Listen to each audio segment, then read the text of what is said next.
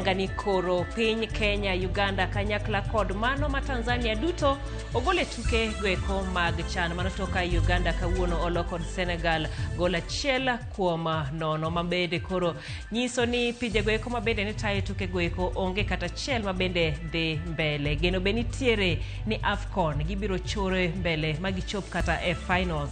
Mano kanyero gino ero mabende pinje gweko kanyakla kod coaches gi koro keto ne maino kagikore ne tuke mag AFCON. Kawaduogo e weche mag dongro kod magweko mag siasa nitiere modhuro mabende wuok e gwenge makaluo kanyakla kod gwenge mamoko pacho kendie. Kabange obobedo koda twak marwa e chenro mar minewacho. Kawuono wantiere koda MCA ma West Game mano Game constituency e Siaya County obobedo kawaluso kode kawato kode e weche mag dongruok ma West Game. Kaponi njadak makono tinyalo chwalo ote mare chon. Kata kamano magi weche momiyo pek. Kudatamra ne pesa kadwar to kitako bed pesa to gi justice. Kara jomoko nong'ina saido pesa tan pesa pok ayudo. Koro nakwano mondo mi gichulwa mondo mi oyud wakiwa. Oganda mano yudo hinyruok e lwet obila monego bed ni chulo kod piny owacho dwaro mondo ratich gi obed achiel kuom chudo michano migi. I'm requesting the government, if at all you have not cleared your bills with employees of Sony Sugar Company, please clear so that we don't suffer. Jopur Niang'e County ma Migori kwano lal bang' mienge gi manosebeti jwang' e puothe kaluwore kod ng'anyo mar jotich ma Sony. For the first time, wasekalo mark mar million apart.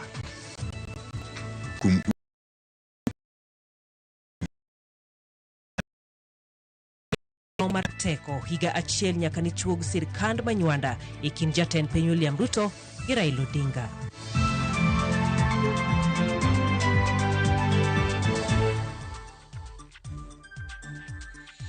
Akwa ni modibed koda nyaka giko machendo ni luongani Jaelieta jaloko marwa en Wilson Ochuka kabende kaka pile ote magi waroke lai mar ote machok ma en 2-3-6-0-0. Team Kenya Harambee Stars onyiso chia e tuke mag chan kata odoko ni team mar Madagascar ne othicho gi oko e tuke godiochieng' manyoro. Jatend piny William Ruto, jalup jatend piny Kithure Kindiki kachiel gi jo Kenya opoyo team no kageno nitiere ni kocha Benny McCarthy biro dhi nyime gitiego team makamano. Jafwambo James Opondo nigi ler mathoth.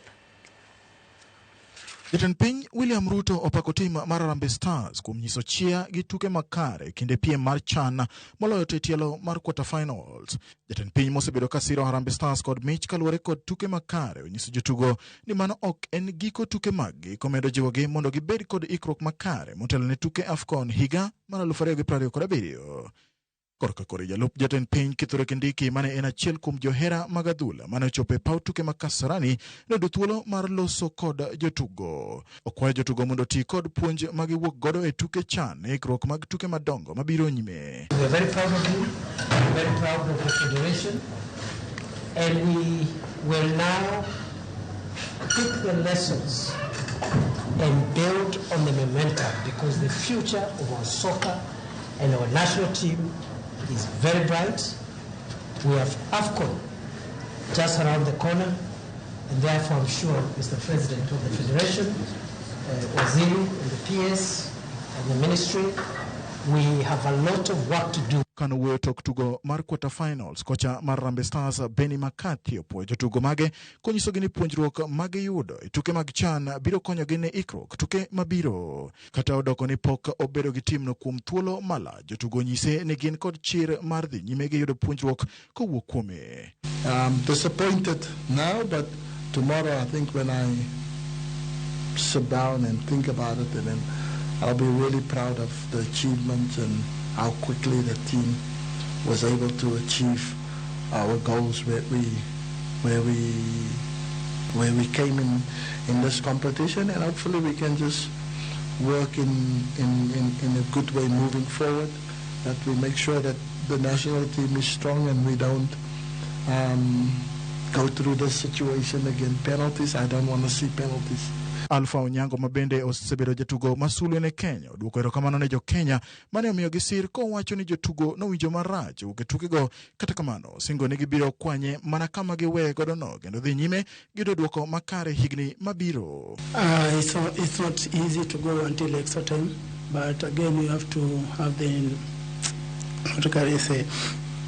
the morale to keep on pushing until the last minute, but it is what it is. We did not manage to go to another level, but we are grateful, and we can say that we are happy for being to reach this far that we have got.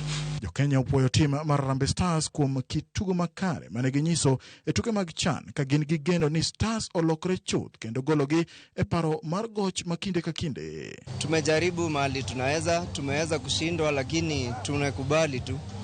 Lakini kwa sasa tukiangalia kiwango cha mpira kimeimprove kidogo. Tunaomba tu kocha apewe time, aunde timu na atafutiwe wasaidizi wanaomsaidia. In terms ya kubuild game yetu, naweza sema Makati afanye tu scouting yake fiti. So far ile kikosi tuko nayo na feel iko tu fiti, but afanye scouting yake fiti. Nini talent iko huku mashinani. Nafikiria ile kitu imekuwa nyuma huko mbaya ya kwamba inatakana watoto wetu pate motivation kama rais wetu mpendwa amefanya juzi. Hata mtoto wako wakati unampatia mkate anafurahia kufanya kazi. Sema tu ile kitu ilifanyika jana, tulikuwa tumeshinda. Hata hiyo goal nyingine walikataa, hiyo goal ilikuwa imeingia, sasa yetu tungeingia semi final. Benny Makathi nigitinga martayo team mar Harambee Stars emanyotiko tuke mag pinje mangima kageno bende nitiere ni jotugo ma otugo tuke mag CHAN biro yudo thuolo mar dhi nyime gi tugo ne Stars. James Opondo, Ramogi TV, Nairobi. Rok mar ute thieth mag ji giwegi kod mag kanise ochiwo thuolo mar dwe achiel kokamano to giwe chiwo thieth e Bosha mano kalwer kod gope matara mashani godo kotenegi kod jakom margi Dr. Brian Lishenga. Rufa lero ni nitiere akweda e chulo omenda mag SHA kagiwacho ni sani owe e lwet kambi mar ji giwegi kod achudhe mayiero ute thieth michulo gi mok chul. Simfros Okinda nigi ler mathoth. E kor jumani weche osebedo kabare kod kocha e wi od thieth mar Nyandiwe Dispensary mane migawo mar thieth ochiwo ne milion 19 e chudo mag SHA. Yuorok makamano siemo moko kuom fuok matama mano nuro NHIF makoro sani nenore ni bende luoro SHA. That this facility had missed payments since January to June, and therefore this payment was accumulated payments. Doesn't make sense. What that means is that somebody manually went into the system, and they decided to pay Nyandiwe Dispensary. Jokanye sekta mar thieth koro seyo migawo mar thieth kuom rem tiyo kod lony mar mbui mano nyiewo kod omenda maoheo bilion 100 ne luoko nonro mag migawo mar thieth. The system is totally controlled by human beings who determine who gets paid and who doesn't. That is what it is all about. And number two, the database that we were told we were investing so much money about is non-existent. Because they simply transferred the NHIF database. They have not cleaned it up. Riwruok mag ute thieth mag ji giwegi kaachiel kod mago mag kanise koro onyiso luoro ni gichope giko mar weyo thieth e bwo okumba mar SHA kaluwore kod akweda ma inyisogi e sach chudo mag gope makamago. We are also receiving increasing remarks that payments are made to the highest bidder. So there is no digital system. No matter how much we are told that there is a digital superhighway, there is AI. We are aware that there is no AI involved.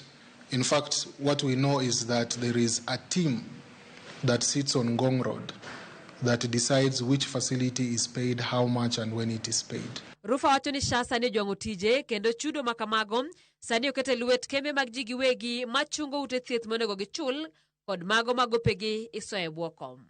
The CEO of SHA has no control. The payments are being initiated.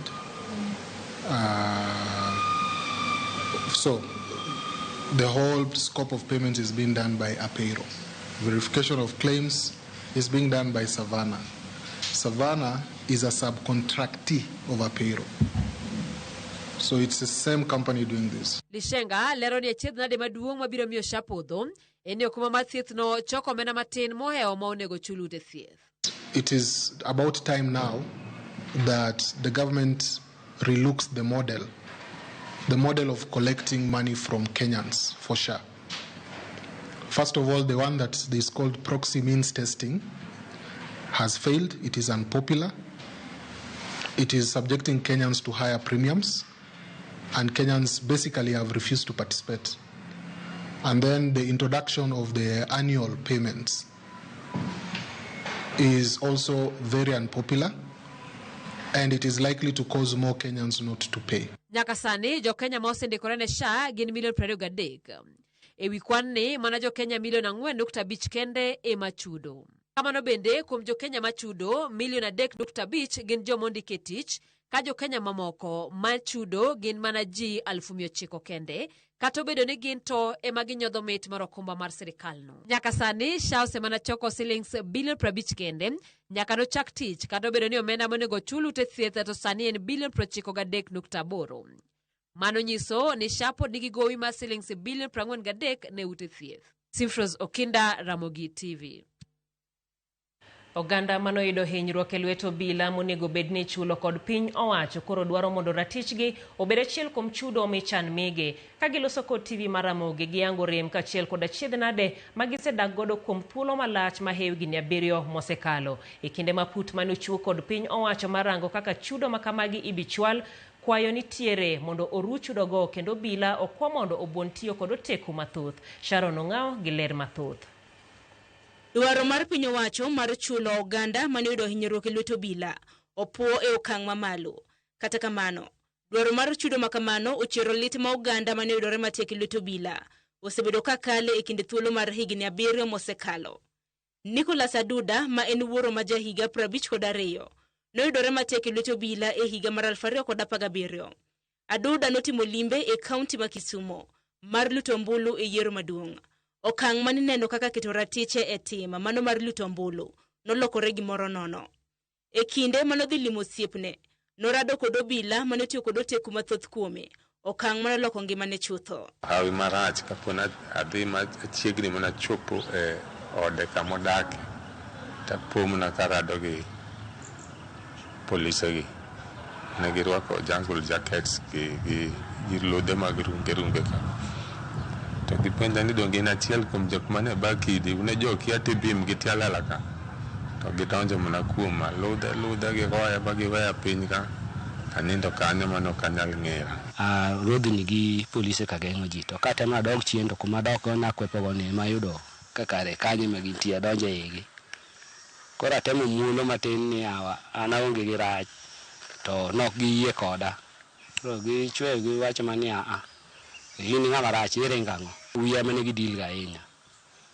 Natemo keto kinga wiya lakini wiya mane gidil go ma achwele ma magora piny ei mtaro. Kaka sani umore onge ng'anyalo ng'e ni twang' kata use adek kanyo. Kaluwore gi nonro manotim kod Missing Voices, ripode kotenre kod oteku mathoth mane obila ne otiyo godo ne omedore e higa mar 2024. Kwan mag oganda manolalo ngimagi ne oyangi ni en 104. Kata kamano, kaluwore ni onge ripot makare mosegol kod bad migawo mar obila chakre higa mar 2017. Chal ka gima kwan mag jok manolalo ngimagi kaachiel kod mago manoyudo hinyruok nyalo bedo mathoth. Dwaro mag oganda makamagi mar yudo ratichgi bende osebed ka igeng'o. Compensation ema winjo ka giwuoye to kang'e ni compensation no en mane, nikech en mana compensation to pok gilero no in details ni en ang'o to involve ang'o. Wakia ni is it worth gima na undergo.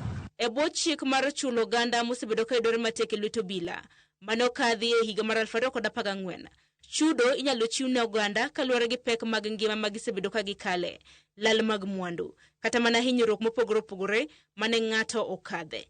Kata kamano, dwaro mar oganda gi en mondo migi ratichgi kapok ochulgi omenda. Mimi nilikuwa naomba hata kama wanalipa haiwezi fikisha ile kiwango mtu angekuwa nayo na maisha yake kwa hii dunia. Justice, never justice. Kitaka pesa no bentie, nikech pesa to kudatamra ne pesa okadwar. To kitako bed pesa to gi justice. E kinde ma aput manochuogo kod piny owacho mar nono chudo mag oganda mane oyudo hinyruok matek, kaluwore kod oteku mathoth mar obila timo nonro mage. Oganda makamagi geno ni ratichgi bende ibiro nywanda kaka achiel kuom chudo maggi ma bende gibiro bedo ka giyudo. Gigeno ni nonro makama ibiro tim mapiyo mondo chulgi e saa mowinjore mar tieko achiedh nade ma gisebedo ka gikale. Sharon Ong'ao, Ramogi TV. E kinde maduol marango tije obila pacho ka IPOA pod dhi nyime gi timo nonro ewi nek mar karan machon ma od bura ma Siaya Felix Olwero, jodak ma Alwalo obwogo bago ng'anyo chieng' wuok tich wira ni ok giyud duoko ewi nek mare e kinde mowinjore. Kaka jafwambo moro Efi Nyakidi lero, jodak go oywago rochruok mar arita kwe e gwengego kendo gidwaro ni piny owacho odonjre mar neno ni arita gwengego odok makare. Ma kachung' od bura ma Alwala mayudore Seme, kaunti ma Kisumu. Gweng'ni e mano ma karan machon mar od bura ma Kisumu Felix Olwero nochiele gi magina e kinde ma wachore ni obila ne temo ndhiyo jonjore moko. Dirom juma achiel sani nyaka ne Olwero rad kod tho mare, kendo jodak ma e gwengego nobwogo ng'anyo ka giwacho ni duol marango tije obila pacho ka IPOA pok omiyo gi duoko moro amora ewi nek mar Olwero. Gima litnwa sani ni nyaka nege gi bunde onge okang' moro amora ma polisi osekawo. Wawinjo ni jo IPOA timo investigation. Wawinjo ni jo IPOA timo investigation. Nyaka chop sani, it's 1 week down the line, kapok wayudo duoko moro amora. Wakwayo kendo wa demand mondo omiwa report kaka thono nobedo. Kaluwore gi jodak ma Alwala, rochruok osebedo weche mag arita e gweng'no kuom thuolo madirom dwe achiel, kendo jonjore osebedo ka chandogi ka gitemo monjo magawa mar Olwero kod monjo joriemb apiko. Gima miya wacho na rita makae rach kama koro nyinege wuodwa ni eri osebedo 1 month ago ka wawinjo man jokwoye biro to giya, jokwoye biro to giringo giya, jokwoye ringo to gibiro giya. Koro dakika mogik ma koro nye koro wuodwa bende koro dano ng'eni jogi gaga kanye. Koro ka polise akobewa mabe wakia ni gin polise gigo gin jokwoye.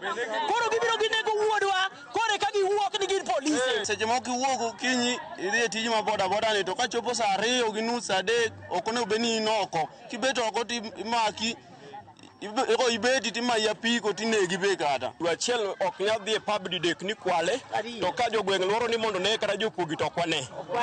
Mokwongo ne wadhi moji oluoro pub moko ne jokuo kata achiel. Mar ariyo wadhiro kotur grel jogi mokwale iye kanyo onge. Mar adek ogo simo ni ikwelo ka ji odhi wuon pub owuok odhi ong'eyo. Odhi obet e dhot.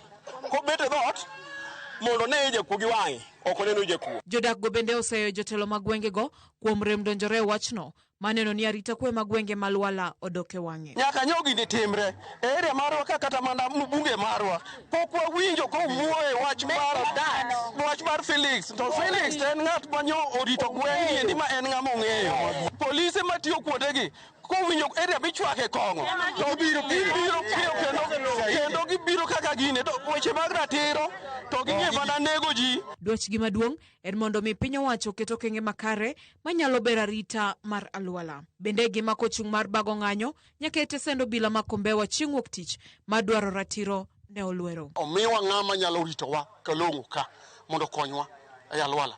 Kech Alwala wan gi tabu. Kech nyithindo matimo gigi chief ong'egi. Joma timo gigi ong'e ni ng'ane rach onge kitero ripot ko ni ipenji ni inene. Aya be ni barua ot bidwa dhi gine di barua moro idwa ndiki mar lo mano ne very faster.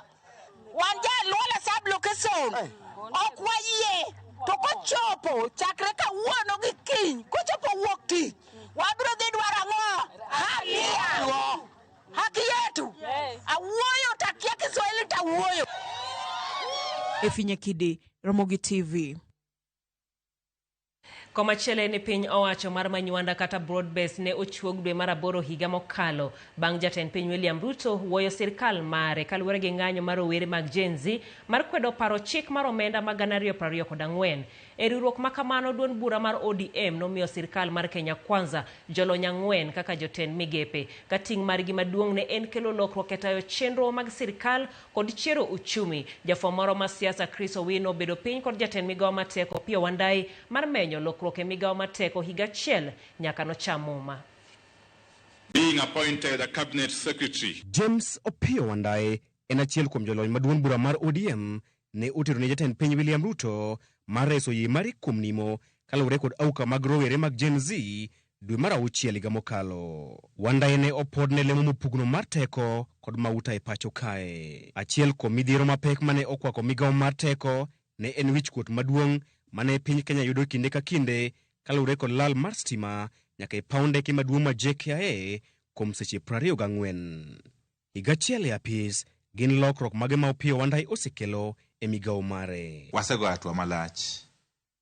Mokwongo inyalo paro Chris ni kana donjo ofis higa mokalo ne wan kod chandruok maduong' ahinya e Kenya kaendi mar lal mar stima miluongo gi dho wagunda ni national outages.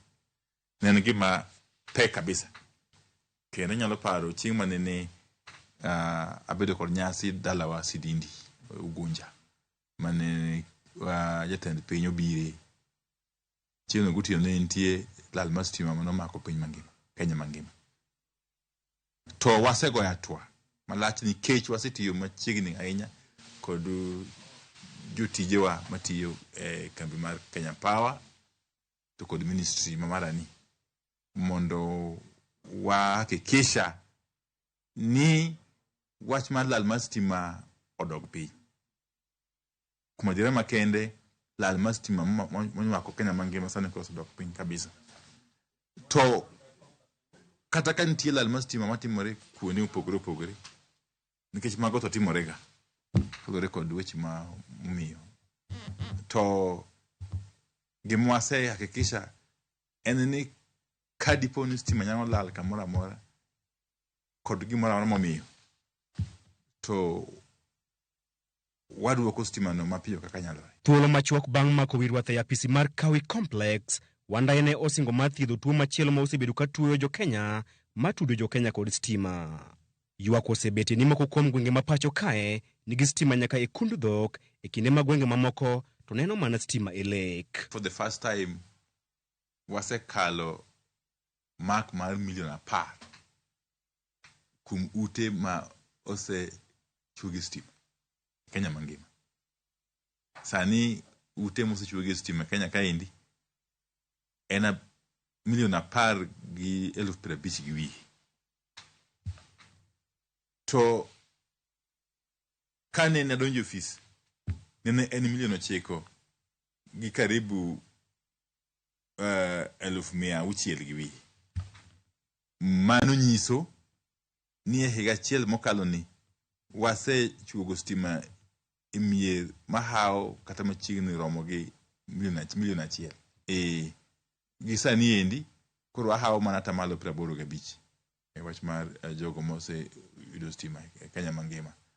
To en dwaro marwa ni kochopo higa mar 2030 to bed ni Kenya kaendi gweng' ka gweng' ka ber ot ka ot nigi stima. Gwenge makaluo en achiel kuom gwenge man chien e weche mag stima, ka gwenge man kod stima to ywago deyo e wi lal mar stima kinde ka kinde. Samoro no weni wan kod dag stima o dag mach miluongo no hydro power plant e Sondu kanyo mane oger kod support mo kuom jo Japan.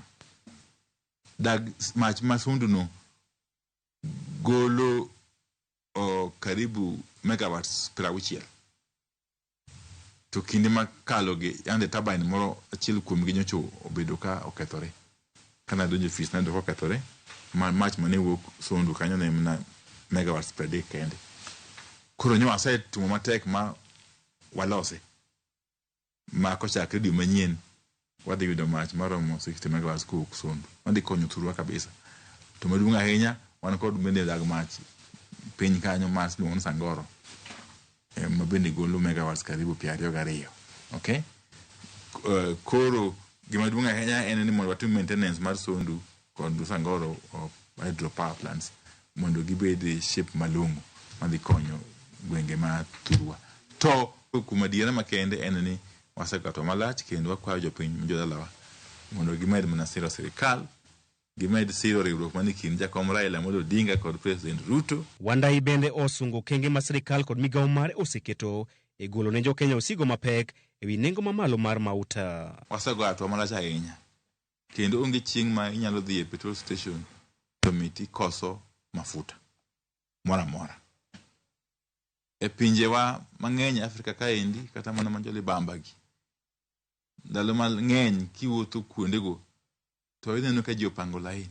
Weg mtokni, weg apiko oriede lain manyo mafuta. Problem kata matin. Moko nyalo rido nyaka odiochieng' mangima to koso mako yudo mafuta kata lita achiel.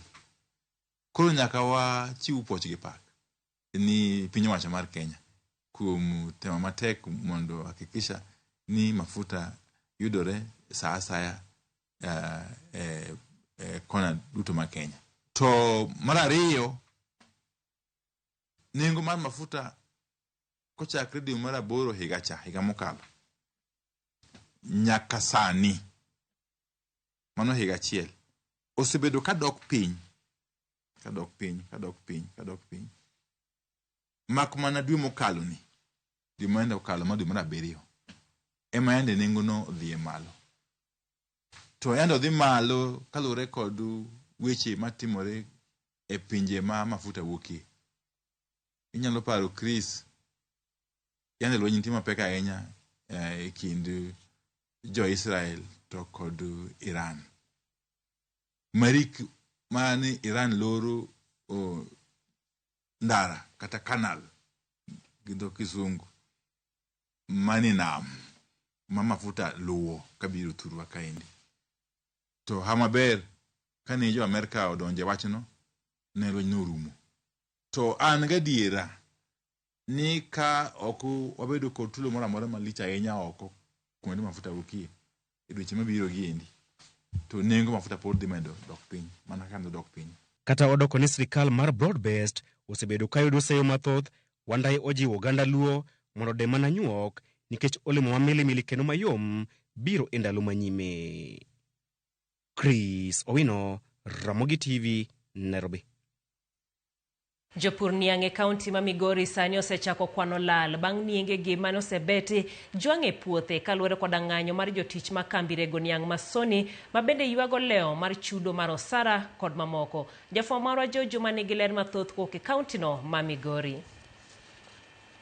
E kinde ma pod liek jotijego ma kambi Masoni koro pod nitiere gomo kaluwore kod leo mar chudo mar osara kod weche mamoko ma oting'o chenro mar chungo tich moko kuom jotich e giko mar dwe mar 10 mar higani. Jopur niang' bende sani koro ywago lal ma ikelo kod gomoni. Moko kuom jopur niang' ma oriko ni osechako beto niengegi ka gomoni pok ochakre chakruok mar jumani wachnegi leo kod niang' e puothe nikech jotich mag kambi Masoni ma onego somb niang' ni e gomo. Employees of Sony Sugar are having a problem in the government. Kindly please pay them so that we don't suffer on behalf of others. As farmers, we are not happy. I'm one of the farmers, and this is where my livelihood depends. So I am actually I'm requesting the government, if at all you have not cleared your bills with the employees of Sony Sugar Company, please clear it so that we don't suffer as farmers. Jopur gi mag niang' ka otele ko jalup jakom marokno ma jopur niang' e borokno ma Kenya Federation of Sugarcane Farmers e bade ma Migori Andrew Dande wach ni nienge jopur to e puothe nikech ng'anyo ma jotich Masoni. If somebody is supposed to pay, who is supposed to pay them? Is it the farmer? And if it's not the farmer, it is the government for that matter. There's a transition committee who is supposed to ensure that the workers are paid in time for a specific period of time that they are so said. And if they don't pay these workers, and then now the workers abandon the farmers. So, who is to blame? Is it the farmer? Is it the new investor? Is it the worker? Or is it the government? Jopur niang' wach ni onge tende moro kod gir lal nikech rem mar piny owacho ma chulo sara kod gope mag jotich ni jotije e kambino Masoni. The issues of contract termination, let us not be dragged into that. We as farmers, let us focus our attention on building the country through farming. Sasa mimi naomba tu serikali, issue yenu na wafanyikazi, sisi kama wakulima, let us not be dragged into that. So we are not going to allow this one to happen because the period in which you are suffering, staying in the shamba for more than 2 years, even up to 3 years, is long gone. And when they told us that they're going to bring new investors by way of privatization, we so accepted and we never complained. And when we welcome the new investor, and then the government now frustrates the effort of E juma ni jotijego mag Sony osebedo ka ywak ni piny owacho pok ochulogi gopegi kendo Sara bende osebedo ka leo gino moserocho chenro mag tich e kambino mar Sony. Ichula pesa tan matimore nade? Matimo. Koro wakwayo sirikal plus taib mokel kani. Otemo chulo jotich ma Sony mondo direpe bende oyude pesa. Seche ma riembo tinga tek. Giniang kaka ng'iyo ng'ei ka. Lain opangore nyaka tung. Kech nego wa nyaka nyono nwa jak bedo ka okinyi nyaka sani pod wabeda ka gikech. Watiyo to pesa onge. Sani koro osekawo dweche ariyo pok ochulwa. Nigi nyithindo wan gi jomodak manyaka chieng'. Niang tuwe vitinga. Kaso kwa gikai jotich beduto te ok chul, tich ok nyal tiyori. Ka opogore kod leo mar osara kod chudo mamoko ma oting'o gope, jotich bende osebedo ka wacho ni sandogi nyaka ne jaket mwandu manyien kawo kambini e yor kodesa. George Juma, Ramogi TV, Migori. Lipodno ero mano mar George Juma ma bende terowa e yweyo wa mokwongo wechegi manyien mago mag Oimorero. Kamano Wycliffe Samuel kawuok Maseno iwacho ni nitiere kodwa nyaka giko habari ema koro iluwo mosa. Kufur kantiere Nakuru jail chakre tarik 27 nyaka 31 iwacho ni gwele kiche ma Rangach Madin Church Nakuru West. Lawi Woda Dore kantiere Rinye neno Ramogi TV yo makare itimo mosnejo boda boda Arika iwacho ni kuom tho mar Robert Obembi. Oluti Village iwacho ni onge stima. Jatend migawo mar teko winjane mano Amos Nyakwar Migar. Ka Omolo Wod Suzana ja Nyigingo iwacho ni mor koda chenro mar Ramogi uyao itwa gi weche manyien poch gi pak ni Team Kenya iwacho ni Kiswahili to ikia uoyo lakini message to chopo. Erokamano ahinya Brian Ojengo kantiere Homa Bay iwacho ni Harambee Stars otemo sana, congratulations to them. Kochieng Mboya kawuok Rakwaro Kamwala Kamagumba inena habari maler kabisa. Wadhi mane yweyo to ka waduogo obedo koda twak marwa mara mine wacho kikidhi mabor.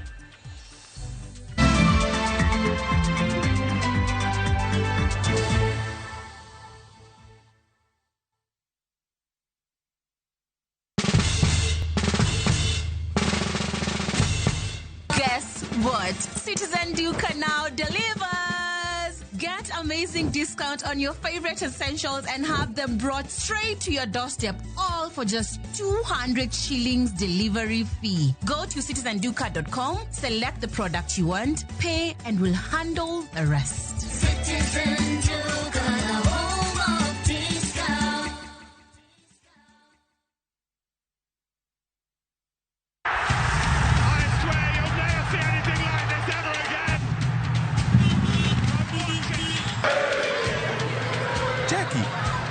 Ball? Yes! Football is back! Na this time, mashabiki wanajijenga na EPL. Win up to 5,000 Kenya shillings daily and 100,000 Kenya shillings weekly. Jijenge na EPL on Shabiki.com. Gaming is addictive. Play responsibly. Not for persons under the age of 18. Shabiki.com is authorized and regulated by BCLB. License number BK 0001080.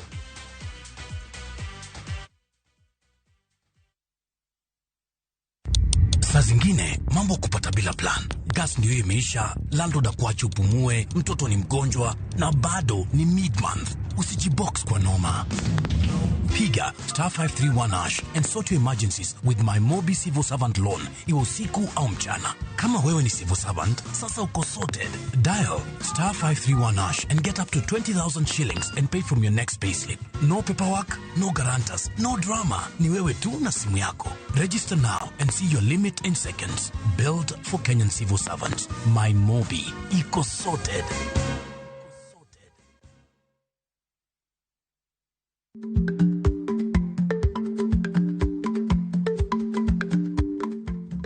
Ichagweno to ichao gwang'. Matiende ni, kapok ing'ado bura ewi wach moro amora, kuong inon ng'ama rach.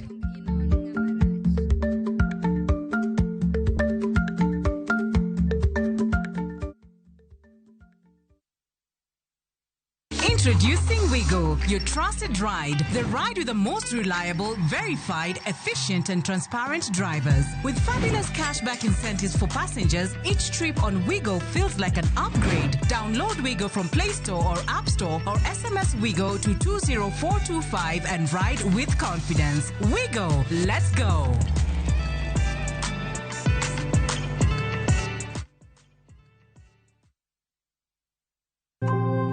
Maro buongo kata autism en chal mabiro gi paro koda kwede e kind jonyuol. Napando mich sana no kadhi kode dala nyaka higni 6 kanyo endo ka pok ka access. Kod weche ma ok adieri e kind oganda. Ineno ka gima nitimo gimarach. Inema itimo gimarach momiyo nyathini chal kamano. To be ing'eyo ni nitiere yore matiyo gi lony manyasani mong'ith minyalo tigo e konyo nyithindo man gi chalni. Having the water around them gives them that comfort of, being in a safe space.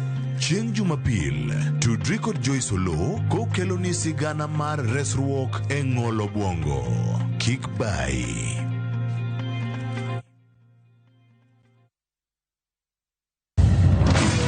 Be ikori mar dok e pacho, kama sigendni ilero gi mor kod sunga mar luo.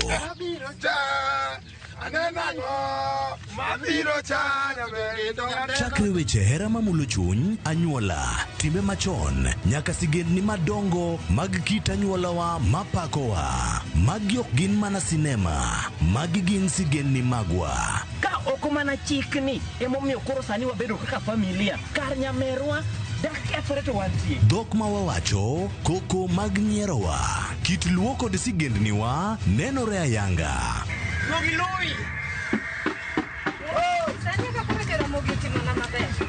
Winam Cinema, Jumapil ka Jumapil, saa 2 kod saa 4 mar otieno. Mana e Ramogi TV.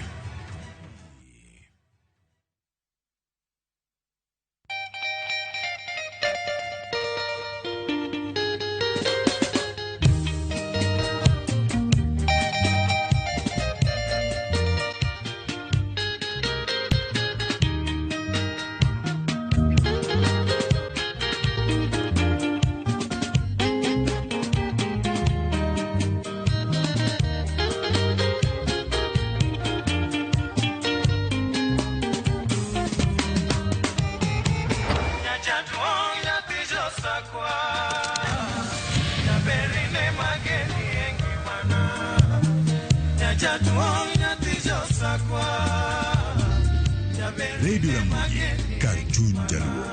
Radio Ramogi.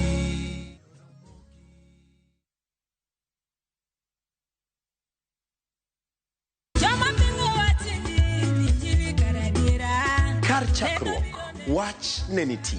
Wach ne nigi Nyasaye, kendo wach ne en Nyasaye. Jumapil e chenro majiwo yieni, chenro maketo chunyi machiegni gi Nyasaye. Juma ka juma wakelo ni wach man gi teko, wach makelo geno. Ma oken shoya, ma en kanisa, mae wach Nyasaye. Kawariwore kachiel kod jotich Nyasaye mamoko, mochiwore, mowal kendo mogwedhi. Okodeo hiki kit chwech kata kanisa ni. Injili kalo. Kokelni kod an jatich Nyasaye Ben Otiende. An Roda nyar Kokitmo. An Ken the DJ. Wan kae nikech injili mitnwa. Wan ka nikech herane mosiko. Wan ka nikech in. Injili kalo, mana Ramogi TV.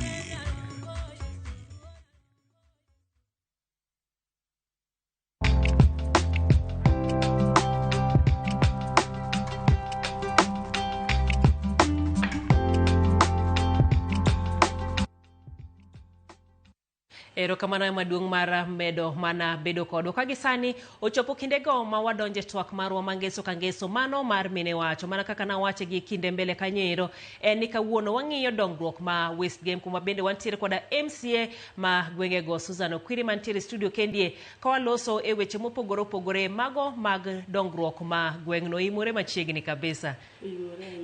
Jael. Erokamano ahinya mar riwri kodwa e Ramogi TV odhiambo masani. Erokamano.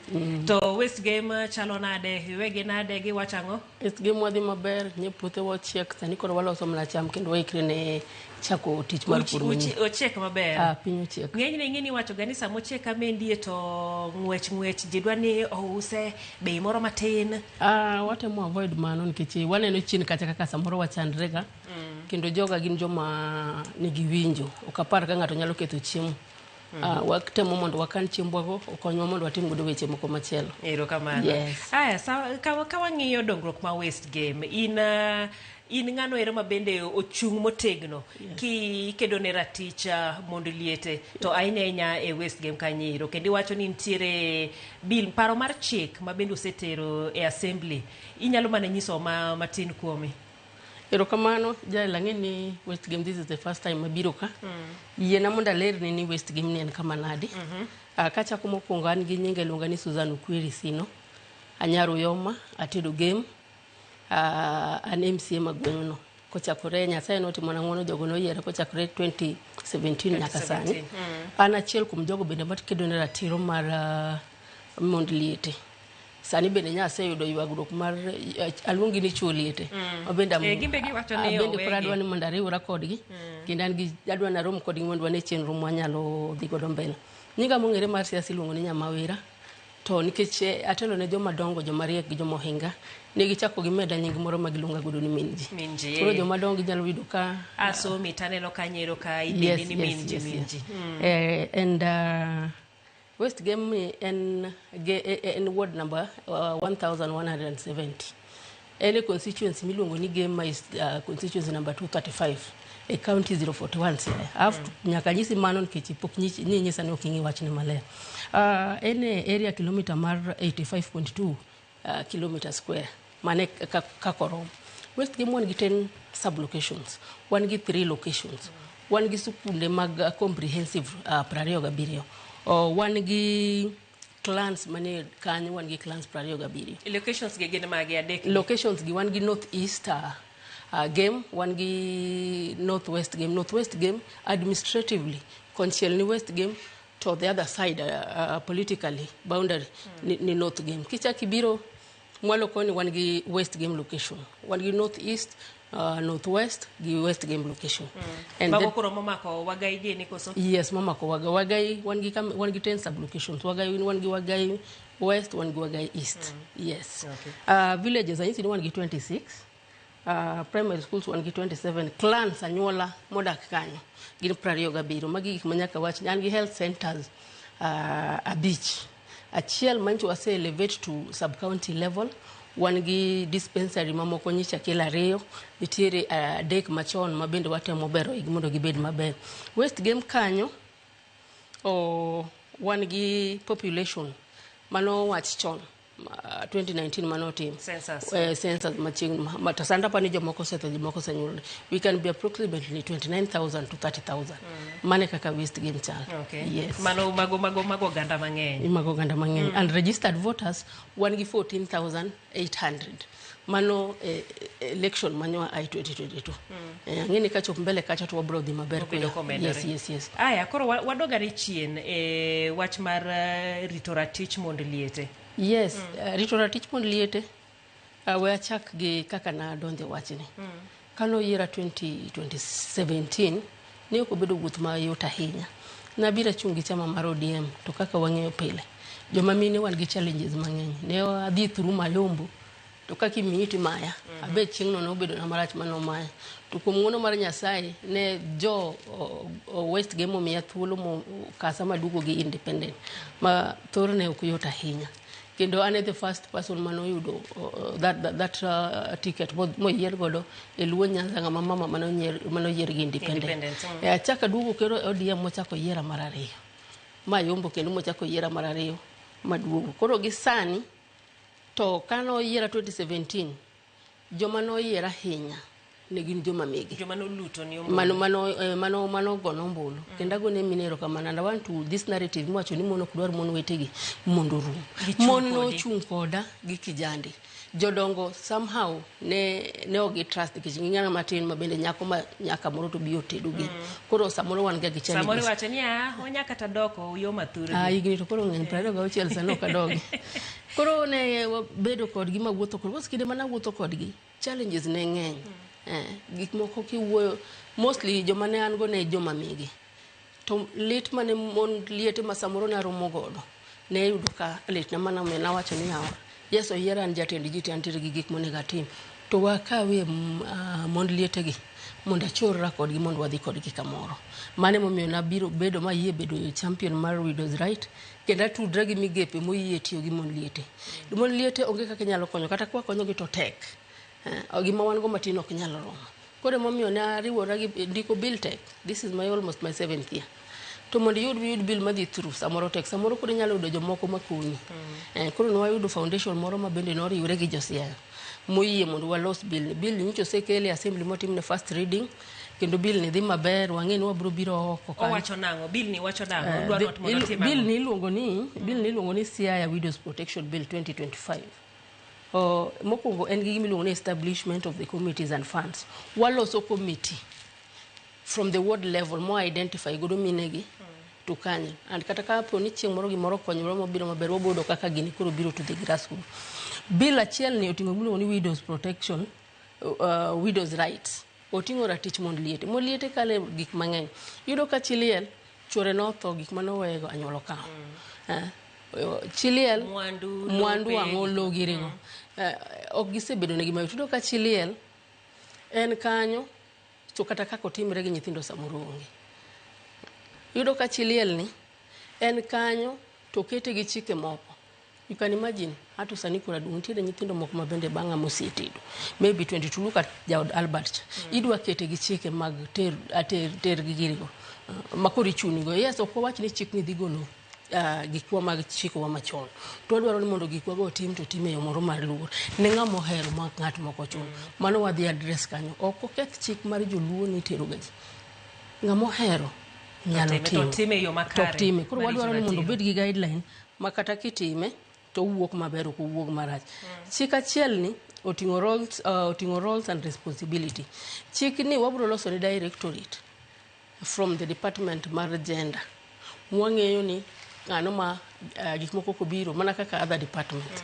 chik achiel ni manyiso kanyero ni utimo registration bende ne mondo liete mago wabro timo waseloso chik nitie jomo se register pod ji register we urge them as much as mokongo ka wa register gi miyo gi tich mayot gigomba ka gi jowatgi giyudo gik mang'eny ma ginyalo share even in michandre nyaka yudo ka nyawadu koro gido that support chik ni wadagi nyaka kwede mikwedo go mon liete gi gik mawacho ni kia kiki mondi aora kiki rom gi ng'a kiki wuogi ng'a chik achiel ni wadhi keto gimiluongo ni fund wadhi bedo gi fund account mabedo managed makata ka pesa wa malo Nairobi kako pogo ni mama dhi e basari mama dhi e health mama dhi e women empowerment obendo yudi yes pesa tinto yudi matin to kwa yao gini ma wabet ga account ni we even get donors mabro biro konyo mondo mon liete obed gi kwe yes chika otingo gik maber otingo gik ok ging'eny anya but just odhi keto no nyaka gik mantiere monego abu brief mana mantiere gimiluongo ni data management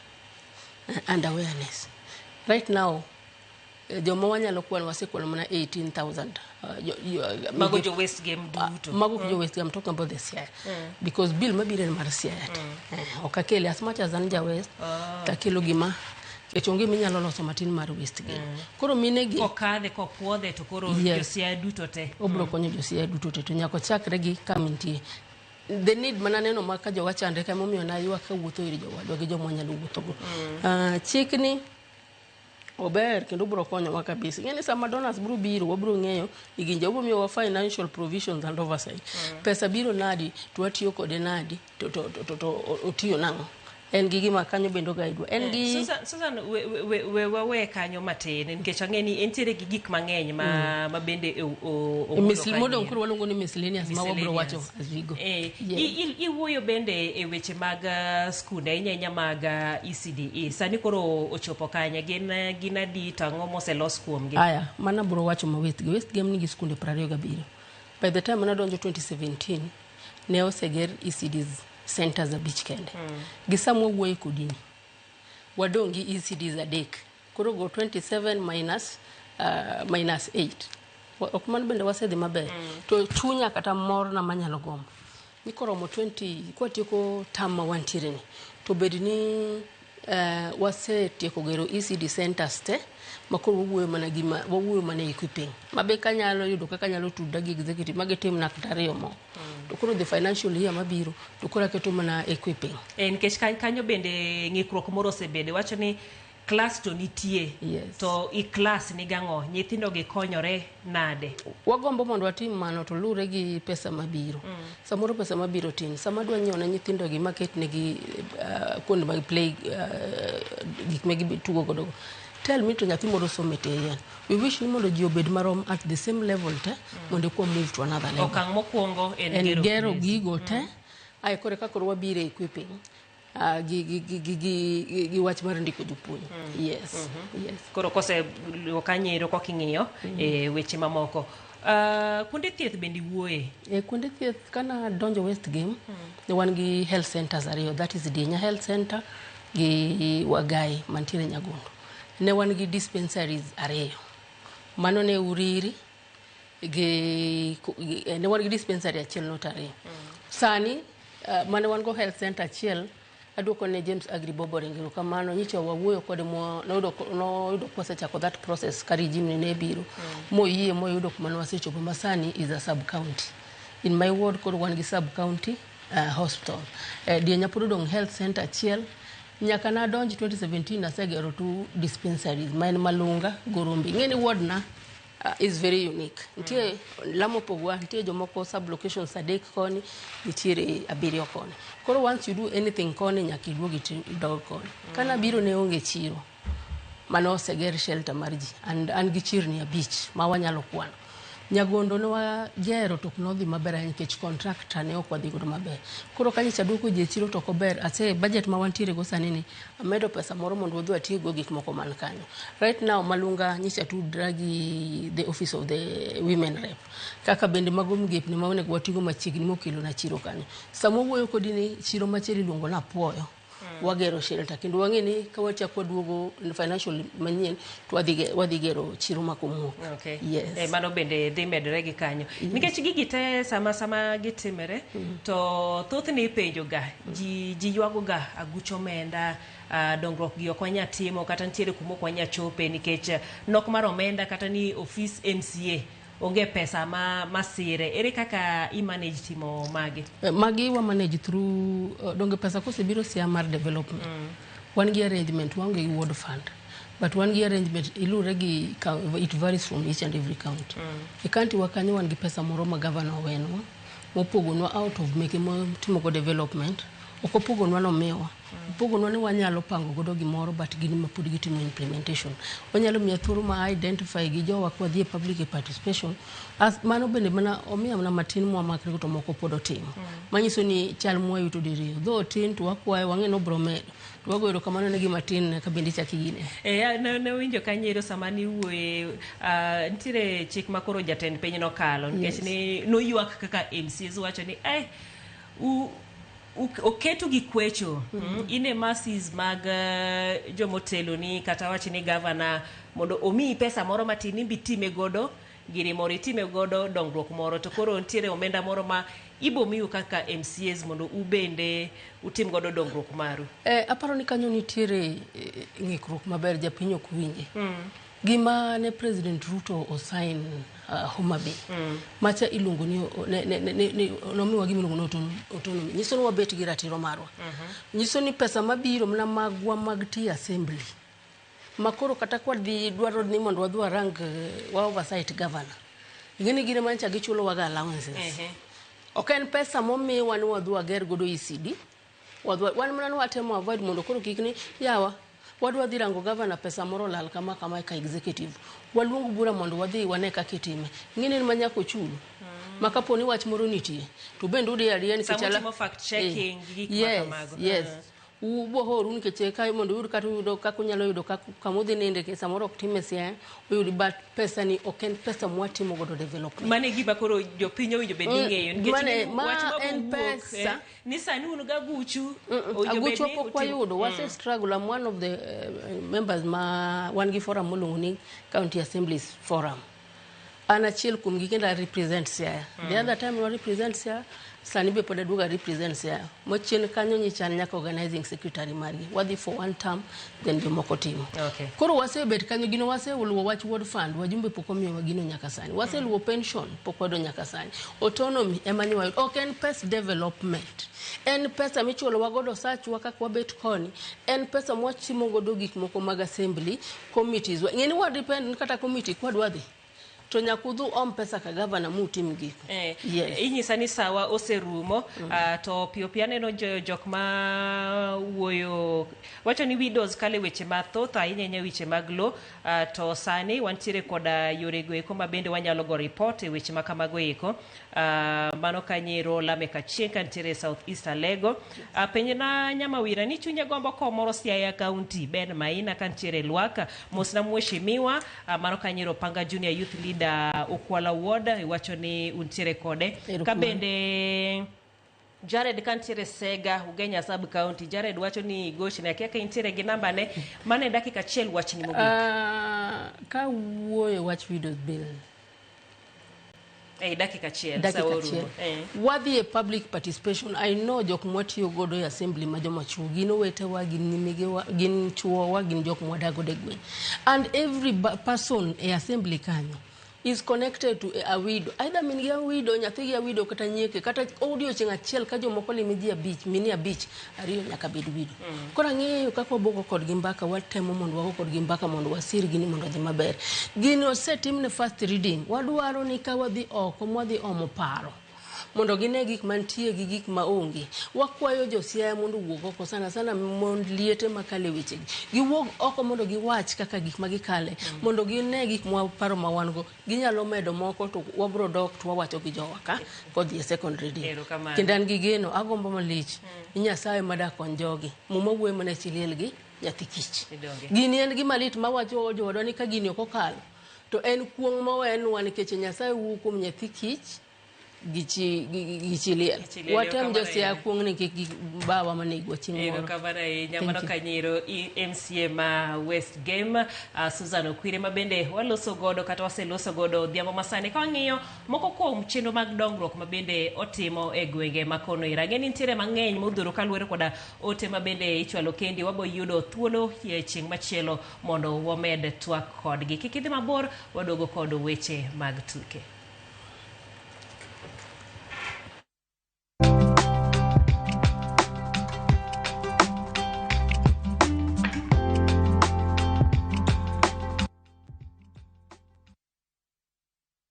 Beat the festive rush with View Travel's early bird offers to Sarova hotels from December 23rd to 28th. Stay at Sarova Imperial Kisumu from 13,150 Kenya shillings or Woodlands Nakuru from 14,000 Kenya shillings. Go wild with 2 nights at Shaba from 28,450 Kenya shillings or Mara Game Camp from 47,150 Kenya shillings per person sharing. Or enjoy 5 nights of beachfront bliss at Sarova White Sands from 146,700 Kenya shillings per person. Book by September 15th and enjoy our Lipa Pole Pole plan. Visit viewtravel.com or call 0703 254 254 today.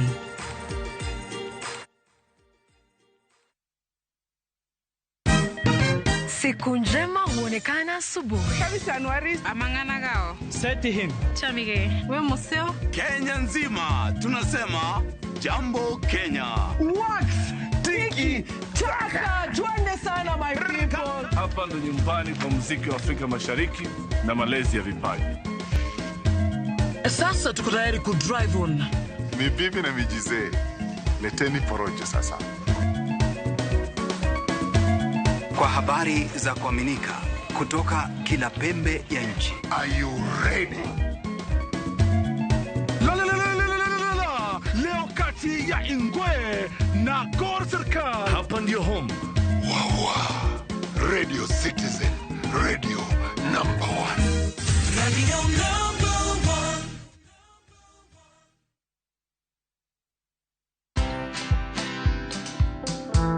1. Lete kifunguu. Lete kifunguu. We mama, we enda sako. Leta kibungu. Leta kibungu. Leta kibungu. Leta kibungu man. Tulia bro, tulia. For me, I feel like this is the best time now, Brayo, to tolerate helmet. At least to kuona venye unakaa bro. Watch this story and more. Download the Citizen Digital app or visit www.citizendigital.com and find the Citizen Originals portal. Kenya's #1 app, Citizen Digital.